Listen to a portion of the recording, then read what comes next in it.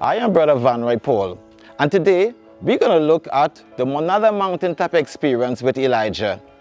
Elijah found it very difficult for him to withstand the power and might of Queen Jezebel after she sent threats to him concerning his destructions of her prophets. Elijah, in defense, he decided that he will run away, and so he ran approximately 91 miles, according to the translation, to Judah on that mountain, where he waited and stayed for a considerable period of time because of his fear. So Elijah decided, after an exhaustion, he fell asleep, and the angel of the Lord came before him and said, "Elijah, eat."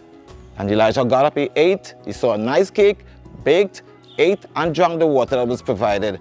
In exhaustion, Elijah slept again. And the angel of the Lord came a second time to him and offered him a refreshment again. So he ate and drank again.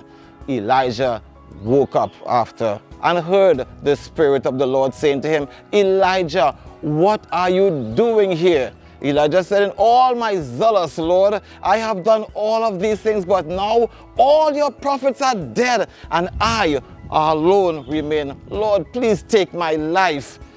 So the Lord spoke to Elijah and said, "Elijah, move from where you are standing and go higher up to the Mount Horeb." So Elijah went there, and there the Lord spoke with him again. "Elijah, what are you doing here?" The Lord said to Elijah, "Hold on one moment." And so Elijah, at that moment, Elijah heard of the earthquake. First of all, he heard a strong wind pass. So Elijah thought that was the Lord's presence in the wind. Secondly, an earthquake passed and shook the entire place. Elijah, in all his fear, thought it was the Lord. Following that experience, the Lord was not in it. But then came a fire, a huge fire that destroyed so many things around him. Elijah then became more awesome because this was the presence of the Lord, and it was not. Then, while sitting in the cave, he heard a very still voice of God. Elijah cloaked himself and put this mantle around his face and came out, and the Lord said to Elijah, "What are you doing here?" Elijah gave this very same excuse because of all these experiences of Jezebel, what she would have done, and how he was scared and begged, "Lord, I alone left. Would you take my life? It is too much for me." But God said to him, "Elijah, I want you to go and anoint these two kings and Elisha as a prophet when you get back there." You know, sometimes when we work for God, sometimes when we do great things for God, we have to expect, or we should expect, great tribulations and trials to come before us.